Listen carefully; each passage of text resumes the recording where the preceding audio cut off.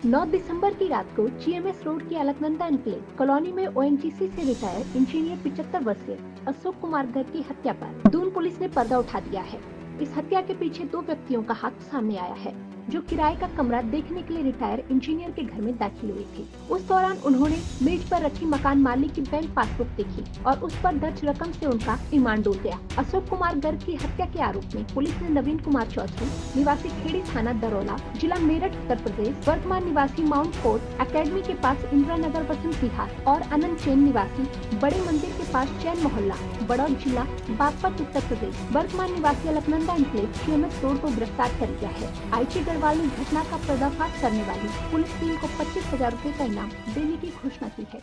को करीब 8 बजे रात्रि में सूचना प्राप्त हुई थी कि अलकनंदा एन्क्लेव में श्री गर्ग साहब रहते हैं, वहाँ पर अशोक कुमार गर्ग जी, जो एनजीसी से रिटायर्ड है, और उनके घर में कोई हमला हो गया, लहू-लुहान है। इस सूचना पर पुलिस तत्काल पहुंचकर उनको हॉस्पिटल ले गई थी, लेकिन हॉस्पिटल में उनको ब्रॉड डेड घोषित किया गया था। घटनास्थल का जब निरीक्षण किया गया तो घटनास्थल के निरीक्षण में कहीं भी वहाँ कोई फोर्स्ड एंट्री या इस तरह का कोई लूट-पाट का कोई अंदेशा नहीं दिखा, सब चीज़ें इंटैक्ट दिखाई दी। साथ ही साथ ये भी पड़ोसियों से पता चला, जो पड़ोस में रहते हैं, जिन्होंने सूचना दी थी कि उनके द्वारा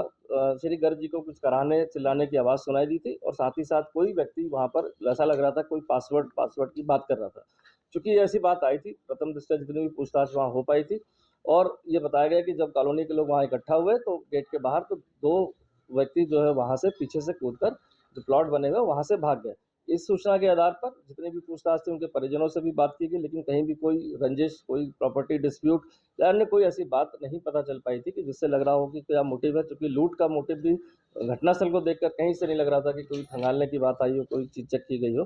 तो इसके बाद जो हमारे पास था मुकदमा, जो इनके ब्रदर के द्वारा लिखवा दिया गया था अशोक गर्ग के द्वारा।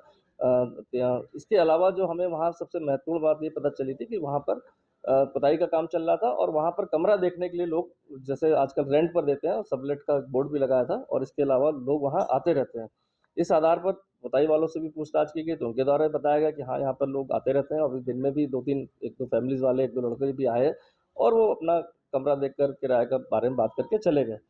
इसके बाद जो जितने भी वहाँ सीसीटीवी फुटेज थे, चूँकि घटनास्थल पर कोई ऐसा सीसीटीवी हमें नहीं मिल पाया जिसमें अभियुक्त का कोई चेहरा या हुलिया आ पाया हो, तो पूरी टीम ने जो उसमें प्रयास किया, उसमें जो तब ये चीज़ें प्रकाश में आई कि अभियुक्त जो है वहाँ से निकलने के बाद पैदल ही करीब 2 से ढाई किलोमीटर, जो हमारा गांधीग्राम सत्तो वाली घाटी, जो कंजेस्टेड एरिया पूरा कहेंगे शहर का है, वहाँ पर वो पैदल-पैदल वहाँ से निकले। तो जो छोटे-छोटे हमें फुटेजेस, क्लिप्स मिली, उसके आधार पर सिर्फ़ हमें काले रंग का और नीले रंग के जैकेट में 2 युवक ही दिखाई दिए। इसके अलावा कहीं कोई ऐसी क्लियर फुटेज नहीं प्राप्त हुई, या कोई ऐसी गाड़ी हमें नहीं दिखी जिससे वो जा रहे हों, जिससे कुछ और आगे हम इस पे इन्वेस्टिगेशन कर पाएँ। और इसके अगले दिन बाद फिर हमने उसी फुटेजेस के आधार पर लास्ट में एक जगह ट्रैक किया कि एक ई-रिक्शा पर, लाल रंग के ई-रिक्शा पर वो 2 लोग बैठ के उसी घटनाक्रम के जो कंटिन्यूएशन था उसमें जाते हुए दिखाई दिए, और उसके आधार पर ई-रिक्शा एक ट्रैक हुआ, लेकिन ई-रिक्शा का भी नंबर हमें उस पर रात के कारण कहीं भी ऐसा नहीं आ पाया कि ई-रिक्शा कौन था, जिससे ड्राइवर से कुछ जानकारी की जाए। इसके आधार पर जब ई-रिक्शा की तलाश के लिए हमने फिर से अलग से टीमें बनाई, जितने भी रेड कलर के ई-रिक्शा उस रूट पर या उसके आस-पास के रूट पर चलते हैं, उन सभी को हमने पूछताछ करी, और बाई चांस ऐसा रहा कि वो ई-रिक्शा जिस पर वो 2 युवक बैठ के उतरे थे वहाँ पर, उनको उसको ट्रैक किया गया, तो उसके द्वारा बताया गया कि हाँ, 2 युवक उसमें बैठे थे, और वो करीब डेढ़ 2 किलोमीटर जाने के बाद मिलन विहार एक कट पड़ता है, वहाँ पर वो उतर गए थे। उतरने के बाद उनके द्वारा पूरा किराया नहीं दिया गया, ये बताया गया उनके पास पैसे नहीं है, और ₹5 मात्र देकर वो तेज़ी से गली में चले गए, और रिक्शा वाला भी चला गया। और उसके द्वारा जब हमने घटनास्थल का, वहाँ का, जहाँ ये उतरे थे मिलन विहार कट पर 2 युवक रात्रि में, उसका भी निरीक्षण कराया। उसने बताया कि गली दिखाई, बताया इस गली में जाने के बाद वो चले गए, वो पैदल गए। आगे की स्कूटी खड़ी थी, ये स्कूटी उनकी थी कि नहीं थी ये मुझको अंदाज़ा नहीं, और वो भी वहाँ से चला गया। चूँकि जितने भी हमने सीसीटीवी फुटेज पूरे इस एरिया के देखे, इसके बाद वो युवक कहीं भी पैदल जाते हुए हमें नहीं दिखाई दिए। तो फिर हमने जितने भी स्कूटी सवार इस तरह के फुटेजेस हमें शहर में मिली उस घटनास्थल से आगे बढ़ते हुए, उन सभी को हमने ट्रैक डाउन किया। तो हमें इसमें सस्पेक्शन में 3 ऐसी स्कूटी मिली जिसपे कोई काली जैकेट में या ब्लू जैकेट, जो हमारा एक सस्पिशन था कि ये लोग हो सकते हैं। 3 स्कूटी का नंबर उसमें हमें सिर्फ़ पढ़ने में रात में सिर्फ़ यूके 07 के रूप में आया कि ये गाड़ी यूके 07 लोकल रजिस्टर्ड है, और इसके आधार पर तत्काल हमारे जो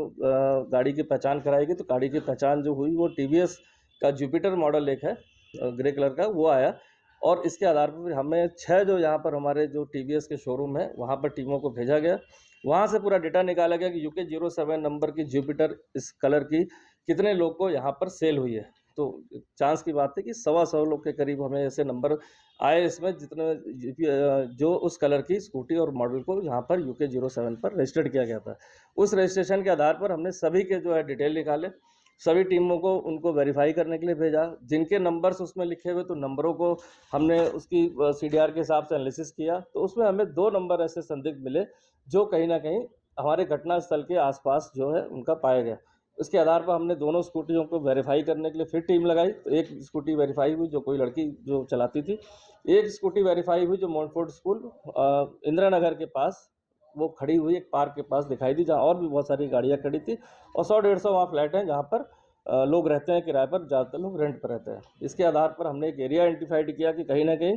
जो हमारे सस्पेक्ट हैं इन्हीं किसी फ्लैट में होने चाहिए, और इस पूरे एरिया को कॉर्डन करने के लिए रात ही रात हमारे द्वारा जो है पूरे शहर के फोर्स को बुलाया गया। सभी रास्तों को उसको चेक किया गया, सभी अधिकारियों को इसमें दायित्व सौंपा गया। इनफैक्ट खुद भी रहकर इसको जगह-जगह देखा गया, कहीं ऐसा ना हो कि जो सस्पेक्ट है हमारी किसी गतिविधि से सत्यापन अभियान से वहाँ से भाग जाए।